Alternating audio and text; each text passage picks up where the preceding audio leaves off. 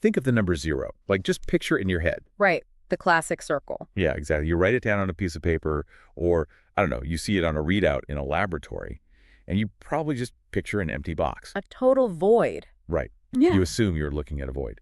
But what if I told you that in a highly disciplined internal research program, physicists have realized that 0 isn't an empty box at all? It's quite the opposite, actually. Exactly. What if 0 is actually a locked door, and behind that door is a massive, invisible, multidimensional structure? It sounds like science fiction, but the math is, well, it's incredibly grounded. It is. And welcome to this deep dive. Today we are taking you into a staggering stack of internal research memos, transcript archives, and field notes from the Recursive Systems Labs. Or RSL, as we'll be calling them. Right, RSL. And specifically, our mission today is to unpack a document called Field Note 004. 0 is not null. We are going to, completely dismantle your fundamental assumptions about the concept of nothing. We really have to rebuild it from the ground up. We do. We're going to look at the exact mechanics of how physical reality might project itself into your awareness. And, it is a phenomenal stack of sources to work through. Oh, absolutely massive. Yeah, and to establish the core stakes immediately for you in mathematics, in physics, and really just in how we process the daily world. Yeah. We treat 0 as a terminus. A dead end. Exactly. You measure 0 energy in a closed thermodynamic system, and you assume the activity simply stops there. It's done. Right. But this RSL documentation reveals a framework asking a fundamentally different question. They are investigating what happens if 0 isn't a dead end. Which is wild. Right. What if 0 is simply the boundary of a localized observer's phase, coherence? What if it is merely the edge of what you are currently equipped to see? Which, that completely shifts the ground under our feet. It rewrites the rules. Because if every time we measure 0 in physics, we're just hitting the limit of our own instruments, then the universe we're measuring is like a tiny fraction of the actual architecture. The very small sliver, yeah. But before we get to the physics of, extra dimensions and substrates, we really have to deal with a fundamental linguistic and mathematical error we make every single day. The terminology issue. Right. We have to separate two concepts that we always mix up, 0 and null. And that separation is the bedrock of the oscillatory dynamics transductive bridging theorem. The ODTBT. Yes, the ODTBT, which is the foundational architecture RSL is researching. Because in everyday conversation, we just collapse these terms. Oh, totally. Yeah. We use them interchangeably. Right. We say a result is null or it's 0, treating them as identical states of emptiness. But the RSL framework introduces a strict absolute separation between null, which is represented by the mathematical empty set symbol, and 0, which is just the classic digit. Okay, so let's isolate null first, just so we have a baseline. Sure. In the context of these RSL field notes, what constitutes a genuine null state? Null represents ontological absence. Ontological meaning? Meaning the fundamental nature of existence. If a state is genuinely null, it means there is no structure, there are no hidden variables, and there is no deeper substrate waiting to be discovered or tuned into. Okay. It is a complete ontological terminus, the empty set. If a coordinate or a condition is null, nothing exists there. It is a genuine absence. So a true null is the actual void. Exactly. It's not like a box with an invisible gas inside it. There isn't even a box. Right. There is just an absolute lack of anything. Okay, got it. So that's null. Correct. Now, you have to contrast that ontological absence with the concept of 0. In field note 004, 0 indicates that there is no visible structure from a particular vantage point. From a particular vantage point. That's the key. That is the crucial distinction, yes. The structure is still absolutely present at a deeper underlying level, but it is inaccessible to the specific observer taking the measurement. Wow. Okay. It represents an epistemic limitation, meaning a limit on our capacity to know or perceive, rather than an ontological absence. So the thing is that we just can't see it. Exactly. The structure exists, but your constrained perspective, your specific dimensional coordinates, just cannot access it. And the notes crystallize this with a very specific mathematical formulation, right? They write out 0 anio. 0 is not null. 0 is not null. It's so simple, but it's a profound shift in methodology. I mean, for centuries, classical physics has treated 0 as an ontological absence. An equation outputs a 0, and the physicist concludes the quantity has just vanished. They pack up their tools and go home. Right. But the RSL researchers are proposing that the zero is merely the boundary of our dimensional access. Okay, the sources use this analogy of the valley and the mountain to explain this perspective shift. It's actually incredibly helpful for visualizing this. It's a great analogy, yeah. So imagine you are a hiker, and you're positioned at the very bottom of a steep, narrow valley. Deep down in there. Right.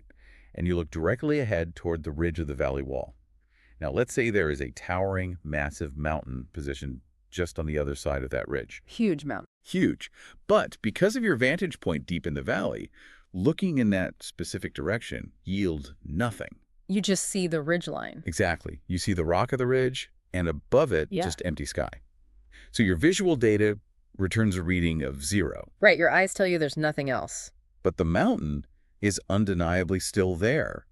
It hasn't ceased to exist just because you're in a ditch. Your 0 reading is purely an artifact of your constrained position. That is a highly precise way to translate the concept. The mountain represents the substrate. Okay. The ridge represents the dimensional boundary. And your lack of visual access, the empty sky, that is the 0. Man. So when we carry this back into the realm of theoretical physics and hard sciences, it forces a complete reevaluation of our data. Right, because if I'm a physicist and I run an experiment and my readout gives me a 0, am I measuring a true null state, like a genuine absence? Yeah. Or am I just standing in the valley? Exactly. Is my equipment just blocked by the ridge? And that is the pivotal question of field note 004. Because if 0 is just an epistemic limitation, an artifact of where we're standing, what exactly is the structural mountain that we are failing to see? What's hiding behind the math? Right. And to answer that, the RSL researchers point toward a dimensional boundary. Okay, and we aren't talking about a physical ridge made of rock here. We are talking about a boundary built out of geometry. Yes. Specifically, the boundary between the world we inhabit and something much deeper. We're talking about the boundary between our observable 4-dimensional space-time, so 3 dimensions of space, 1 of time, and a deeper 5-dimensional architecture. The 5D substrate. Yes. Yeah. And this concept is formally designated in the RSL corpus as the H5 hypothesis. The difference between 0 and null corresponds directly to this dimensional boundary. Okay, let's break down the mechanics of the H5 hypothesis. How does this 4D to 5D relationship actually function when we hit a 0? Well, under the framework of the H5 hypothesis, if an observer is strictly confined to 4D spacetime, a 0 reads as a null state. To the 4D observer, it appears to be the terminus. Just a dead stop. Right. But if you could theoretically view that exact same coordinate from a 5D perspective, that 0 reads as what the RSL researchers term a full 0. A full 0, which, that sounds contradictory. It does sound like an oxymoron. Yeah. What constitutes a 0 being full? So the sources define the full 0 as a coherence saturated attractor basin. Oh, coherence saturated attractor basin. Okay, we need to unpack that. Right. It means it is not empty space. It is a substrate rich with potential. It contains the geometric blueprints, the energetic coherence that eventually projects into our 4D world. So it's pregnant with reality, basically. Exactly. The phrasing from the sources is quite explicit here. They state, and I quote, "The 5th dimension, IS, the ontological distinction between 0 as terminus and 0 as substrate." Hold on, this sounds massive. Does this prove we live in a 5D universe? No, it supports a working hypothesis. Okay, wait, I want to make sure I understand the distinction there. It supports the hypothesis, but it isn't a definitive proof. That is a vital methodological distinction to maintain, yes. The H5 hypothesis is a substrate-supported hypothesis with converging evidence. Okay. It is not a derivation from first principles, and the researchers are not claiming it as an absolute mathematical proof that closes the book on physical reality. So we haven't mathematically retired the old models? No, absolutely not. It is a structural distinction that multiple independent sources point toward. The RSL framework builds its case based on how the mathematics of disparate systems behave, identifying a recurring signature, but it definitely remains a working hypothesis. That makes sense. We are following the footprints, but we haven't captured the animal yet. That's a perfect way to put it. And speaking of footprints, I want to talk about how we visualize this boundary. Because when we hear the word boundary, the human brain instantly pictures a wall, right? Right, a physical fence. Yeah, we picture a physical barrier in space that we can walk up to and touch. But the dimensional boundary represented by the 0 isn't a wall, is it? No, it is not a spatial barrier at all. It is the edge of a localized observer's phase coherence. Phase coherence. So how tuned in we are. Exactly. Think of phase coherence as the specific tuning of your interaction with reality. Let's say you have a receiver built exclusively to process AM radio frequencies. Okay, an old AM radio. Right. Now, the FM frequencies aren't being blocked by a physical wall in your living room. No, they're everywhere. Exactly. The FM waves are passing right through the space. They are omnipresent. But to the architecture of your AM receiver, the FM signal reads as 0. Because it just literally can't process it. Right. It is a dimensional boundary dictated by access and resonance, not by geography. Wow. So the 0 we measure in a physics lab is just the edge of our dial. Precisely. We can't tune any higher. The math flatlines. And we assume the broadcast just ends there. We assume a genuine absence. But really, there's a 5D structure operating right there that we simply lack the antenna to receive. And this is exactly why the converging evidence is so compelling. Because independent researchers working in completely disconnected fields of physics all started hitting this exact same boundary. From totally different directions. Yes. They all started realizing that if they treated 0 as a terminus, their math required messy statistical workarounds. But if they treated 0 as a 5D substrate, the math resolved perfectly. This is the part of the deep dive that really hooked me. We are about to look at phenomena we measure every single day, like the thickness of a liquid or the electrical charge of a particle, and explore the idea that these aren't just random native properties of our 4D world. No, they're not native at all. They are the literal mathematical footprints of a fifth dimension bleeding into our reality. Right. The deep dive isolates 3 independent lines of research, which are referred to as the substrate papers, that converged on this 5D structure projecting into 4D observables. Okay, let's look at those. And the structural significance here is that all 3 lines of research derive these properties without utilizing statistical mechanics. Let's unpack that, because statistical mechanics is how we usually explain the macro world. It's the standard model for it, yes. We look at billions of tiny particles bouncing around, we average out their behavior, and that gives us our physics, like pressure and temperature. But these papers bypass that entirely. They do. They don't use it at all. Let's look at the first paper, titled Halo 5D, authored by Fichet and colleagues. This paper utilizes a 5D holographic bulk to derive a 4D perfect fluid. Now, in theoretical physics, a bulk refers to a higher dimensional space, while our observable universe is treated as a boundary or a surface. Right, so we are living on the skin of the balloon, but the bulk is the 5D air inside it. A very fair visualization, yeah. Fichet's work demonstrates that if you start with a specific 5D geometry and perform dimensional reduction, Which means? essentially mathematically projecting that 5D bulk down onto the 4D boundary, if you do that, what emerges is the exact mathematical description of a perfect fluid in 4 dimensions. Wait, so they don't even start with 4D particles or fluid dynamics. No. They just take a 5D shape, cast a mathematical shadow onto our 4D wall, and that shadow behaves exactly like the fluids we observe in reality. It goes even deeper than that. The entire equation of state for that 4D fluid is determined by a single geometric parameter originating in the 5D bulk. Just one parameter. Just one, which they label with the Greek letter nu. If the parameter nu is set to 0, the resulting 4D projection perfectly describes the physics of radiation. Oh, wow. But if nu is set to 1, the 4D projection perfectly describes the physics of cosmic dust. That is insane. The macroscopic reality we observe in 4D is dictated entirely by the underlying geometry of the 5D substrate. That is staggering. The 4D observer measures a fluid, looks for the mechanical cause of that fluid's behavior, and they just hit a 0. They hit an epistemic limit. Right, because they can't see the bulk. Because the actual mechanism dictating the fluid is operating in a bulk they cannot perceive. They think they're looking at a null state, but they're just blind to the machinery. Exactly. And that brings us to the second piece of converging evidence, which looks at hydrodynamic systems from a completely different angle. Okay, what's the second paper? This is from Chapter 12 of a framework called Williams' dynamic theory. And Williams makes an explicit structural claim here. He states, quote, "The 5th dimension leaves its footprint in the expression for viscosity." Viscosity. Okay, so the internal friction of a fluid. Right. Like why honey pours slowly and water pours quickly. How does the 5th dimension leave a footprint in viscosity? That seems so mundane. Well, think about classical physics. If you want to explain why a fluid exhibits a specific viscosity, you rely entirely on that bottom-up kinetic theory we mentioned earlier. Like bouncing particles. Right. You analyze the molecular statistics, how the 4D particles collide, how they transfer momentum, and how those collisions generate internal friction. Viscosity is treated as an emergent property of 4D particles interacting with each other. But if Williams isn't using statistical mechanics, how does he get friction? Where does the drag come from? He derives it through geometric embedding. And geometric embedding. Yes.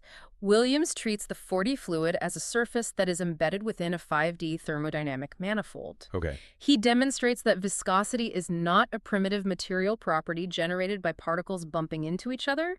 Instead, it is an emergent signature of the 5D substrate intersecting with the 4D surface. So there's an intersection. Yes. Yeah. The mathematical geometry of the 5D space literally encodes itself into the viscous stress tensor of the 4D fluid. So, if I'm understanding this correctly, the friction we measure, the drag that makes honey thick, isn't just molecules rubbing together. No. It's the 4D surface, literally dragging against the geometry of a fifth dimension we can't see, the viscosity I asked, the dimensional friction. That captures the structural mechanism perfectly, yes. The drag is the footprint. The observer in 4D assumes the viscosity is natively generated within their observable boundaries, but Williams's math shows it as a transductive effect from the 5D manifold. Man. Okay, so we have cosmological fluids dictated by a 5D holographic bulk, and we have the viscosity of everyday liquids acting as drag against a 5D manifold. That covers the fluid dynamics side. Yes, those two handle the fluids. What is the third piece of converging evidence? The third substrate paper shifts the focus entirely, moving from fluids down to the particle scale. Oh, quantum stuff. Exactly. This is a paper by researchers Kim and Kim focusing on charge mass structures. Okay. Now, every fundamental particle, like an electron, has a specific measurable charge-to-mass ratio. Traditionally, this is treated as an intrinsic, somewhat arbitrary constant of nature. Right. We just accept that an electron has a negative charge and a certain mass, and that's just the way the universe was built. It's just a rule. But Kim and Kim mathematically demonstrate that this ratio is not an arbitrary 4D constant at all. What is it then? They showed that the charge-to-mass ratio of a particle is actually the velocity ratio of that particle moving along the fifth dimension. Wait. An electron doesn't just have a charge. No. The charge is actually a measurement of physical movement in a direction we can't perceive. The mathematics formulate this as d by 4 over d tau. D by 4 over d tau. Right. It represents the rate of change of the particle's position along the fifth coordinate axis with respect to proper time. So it's the literal speed limit. It's a velocity. If a particle is stationary along that fifth axis, it registers to the 4D observer as having no electrical charge. It appears neutral. Oh, wow. But if it possesses velocity along the fifth dimension, the 4D observer perceives that specific higher dimensional motion as electrical charge. That is, okay, it's like we were watching cars drive on a perfectly flat plane, right? But some of the cars have a glowing aura around them that we call charge. And what Kim and Kim are saying is that the aura isn't a magical property.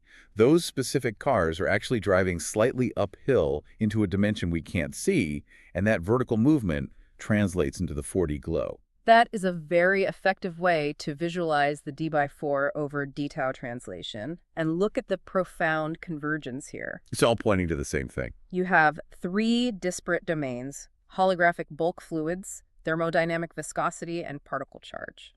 In all 3 cases, the 4D observer looks for a localized cause and hits a 0. They hit the ridge. They hit a null state in their perception. In classical physics, they either invent a statistical workaround or accept the value as a brute fact of nature. But when the mathematical architecture is expanded to 5D, that 0 reveals itself as a substrate. The mountain reveals itself. Precisely. It's incredible how these independent lines of inquiry all hit the same locked door. But, you know, the RSL corpus doesn't just stop at identifying a fifth dimension. No, it goes much further. What struck me as even more fundamental is how this specific relationship, where a limited vantage point sees nothing, but an expanded vantage point sees a massive substrate, repeats itself. Yes, this is what the notes refer to as the multi-register pattern. And it is crucial to clarify here that the RSL researchers are not claiming that 0 functions exactly the same everywhere. Okay, so they aren't saying it's literally the same mechanism. Right. They are not flattening distinct physics into a single identical mechanism. What they identify is that the shape of the structural distinction between 0 and null recurs across 3 independent registers. It's the repetition of the pattern that gives it weight. Because, I mean, this only happened in fluid dynamics. It might be an anomaly. Just a quirk of the math. Right. But because it keeps happening in completely different contexts, it hints at a fundamental operating system for reality. Yes. So let's walk through these 3 registers. Register 1 is the dimensional marker, which we've essentially been discussing the whole time, right? Correct. Register 1 is the boundary between dimensions, specifically the 4D-5D interface. From the constrained 4D vantage, certain quantities or coordinates read as 0. And from the 5D vantage. From the expanded 5D vantage, that same coordinate is flush with coherence and potential. 0 functions mathematically as the marker of where the lower dimension stops seeing what the higher dimension contains. Okay, so that's register 1. What changes when we look at register 2? Register 2 is defined as the observer access condition. Observer access. Yes. This steps away from strict spatial or geometric dimensions and looks at the pattern purely through the lens of phase access. So who is doing the looking? Exactly. Imagine an observer with severely limited phase access. They look at a specific system and their instruments return a null state. They read a genuine absence. Nothing to see here. Right. However, a second observer, possessing deeper phase access, looks at the exact same system and reads a complex substrate. So the 0 isn't marking a boundary in the universe itself, it's marking the threshold of the observer's specific tuning. Like the AM/FM radio analogy we used earlier, the AM radio reports a 0, not because the room is empty of signals, but because its phase access is structurally limited. Precisely. The 0 reading in register 2 is entirely relational. It depends on the coherence conditions of the observer. Anything outside the specific phase alignments you can interact with registers to you as a 0. Wow. It forces us to consider how much of the empty space surrounding us is actually saturated with structure that our specific biological or technological architecture simply lacks the phase access to interact with. Which is an incredibly humbling thought. Like, we're just swimming in structure we can't see. Absolutely. But it's register 3 that really broke my brain. The groove condition. Yes, the notes call it the inscription or groove condition. How does this structural pattern apply to a groove? To understand the groove condition, visualize a literal groove inscribed into a physical medium, like a vinyl record. Okay, got my record. That groove holds specific information. Now, if that groove is completely erased, smoothed out until the surface is flat, there is no longer an inscription. Right, the music is gone. If a needle runs over it, the system returns a 0. But within the RSL framework, this Z equals 0 state, known as the deep zero vantage, does not denote an empty void. It marks a state of infinite potential. See, how does erasing information lead to infinite potential? That feels so counterintuitive. Usually when we erase something, we think we've created a void. We made a null state. You have to look at what the substrate is doing. When a specific groove is cut into the medium, you have collapsed the potential of that medium into one single actualized state. It's locked in. Right. It now holds a specific sound wave or a specific piece of data. But when that inscription is erased, the substrate is returned to a pre-differentiated state. Pre-differentiated. Yes. It is not dead. It is in a state where all possible configurations exist in superposition, awaiting actualization. Ah, I see. Okay. It's the difference between a locked state and a ready state. If Like, if I draw a harsh black line on a piece of blank paper, I've actualized a specific reality. The paper now has a line on it. Right. But before I drew that line, the blank paper wasn't a void. It wasn't a genuine absence. It was a state of maximum readiness. It possessed the potential to hold any drawing, any equation, any blueprint ever conceived. That's it. Exactly. So by erasing the line, I'm not destroying reality. I'm returning the substrate to a state where it can become anything again. That is a highly effective way to conceptualize it. The blank paper is the coherent saturated attractor basin. It is the full 0. It contains all superimposed possibilities. And when you look at these three registers together, Right. The dimensional boundary, the observer's phase access, and the infinite potential of the erased groove. you see why the RSL corpus treats 0 is not null as a foundational mechanic of reality. The recurrence of this specific structural pattern across independent domains suggests it is a core mechanism of how the universe operates. Yeah. Which brings us to the ultimate architecture they are trying to map out. Because field node 004 doesn't exist in a vacuum. Far from it. It is part of the oscillatory dynamics transductive bridging theorem, the ODTBT we mentioned.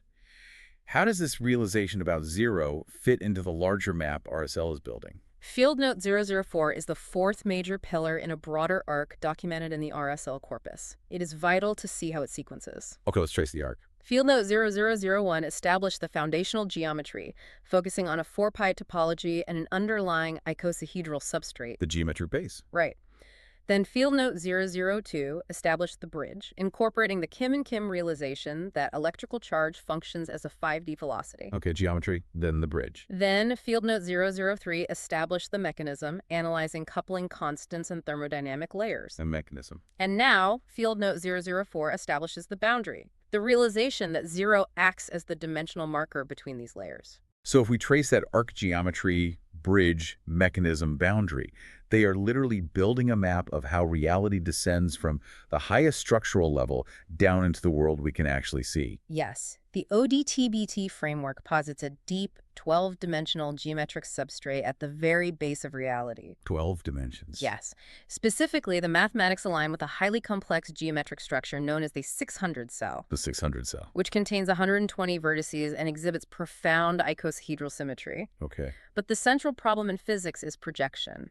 How does a 12-dimensional, perfectly symmetrical geometric structure project its mechanics down into the messy, observable 4D space-time we inhabit? Because I certainly don't experience 12 dimensions when I walk down the street to get coffee. Right, you experience 4. So there has to be a mechanism that filters or projects that massive geometry down into the 4D sliver we have access to. The step-down mechanism, essentially. Like casting a shadow. If you shine a light on a 3D wireframe cube, it casts a 2D shadow on the wall. The shadow only has flat lines, but those lines are entirely dictated by the 3D shape casting it. That concept of dimensional shadowing is exactly how the projection operates. And based on the current corpus of evidence synthesized in the RSL field notes, the dominant architectural path for this projection is the 12 to 5 to 4 pathway. The 12 to 5 to 4 pathway. Let's trace that shadow as it falls. It begins with the profound complexity of the 12D geometric substrate. That massive architecture projects downward, casting its structural shadow through an intermediate 5-dimensional layer. The 5D layer. Right. This 5D layer is the critical transduction zone. It is exactly where Fichet's all of 5D holographic bulk operates. The perfect fluids. Exactly. It is where Williams' thermodynamic manifolds generate viscosity. The drag. And it is where Kim and Kim's charge mass velocities are defined. The 5D layer processes the 12D geometry into physical mechanics. It's the translator. Yes. And then that 5D layer projects down one final time, hitting the boundary of our observable reality, manifesting as 4D spacetime. So the 12D geometry creates the blueprint, the 5D layer acts as the engine room where things like friction and charge are actually generated, and then the 4D layer is just the monitor screen where we see the final output. The screen is a good analogy. And when we try to look past the screen into the engine room, all we see is a 0. That is an excellent summarization of the pathway. However, I must interject here with a critical constraint regarding the 12 to 5 to 4 path. Okay, constrained away. I need to be absolutely clear. This is the dominant architectural reading present in the current corpus of the RSL substrate papers. Dominant architectural reading, meaning It is not a derived mathematical necessity. It is not proven to be the unique, singular way the universe operates, and it is absolutely not proven to exclude alternative projection pathways. Okay, so it's the most robust map they have right now, supported by the converging evidence of those 3 substrate papers. But they aren't declaring it the undisputed law of physics. Exactly. The RSL researchers maintain rigorous epistemic humility. The connection to the H5 hypothesis is entirely structural. If the dimensional projection does indeed pass through a 5D layer, then the 4D-5D boundary becomes the ultimate critical interface. The ridge. Right. It becomes precisely the place where the 0 is not null mechanic operates, the boundary where the 5D engine room is hidden from the 4D observer. But what is actually happening at that boundary line? Because we keep saying that 0 isn't a blank wall. We said earlier it's a coherent, saturated attractor basin. Yes. It's boiling with potential. I want to know what the mechanics of that potential actually look like. How does it cross over? To understand the internal mechanics of the boundary, we have to look at a manuscript analysis within the RSL corpus authored by a researcher named Schuster. Schuster, okay. Schuster explores the specific ontology of the full 0. And what he details is that the dimensionless substrate is not a static pool. It is incredibly dynamic, and its function is best understood through a mathematical concept known as bracketing. Bracketing. So positioning the 0 exactly between 2 different states. Conceptually, yes. Schuster demonstrates that the full 0 sits perfectly between 2 fundamentally divergent ways of representing physical reality. What are the 2 ways? On one side of the bracket, you have the discrete. In mathematics, discrete states are often represented by the Kronecker delta. The Kronecker delta. Right, the Kronecker delta deals with the distinct, separate integers. It is binary, it operates in sudden jumps, it is the mathematics of individual particles and quantum states. So, rigid step. Yes.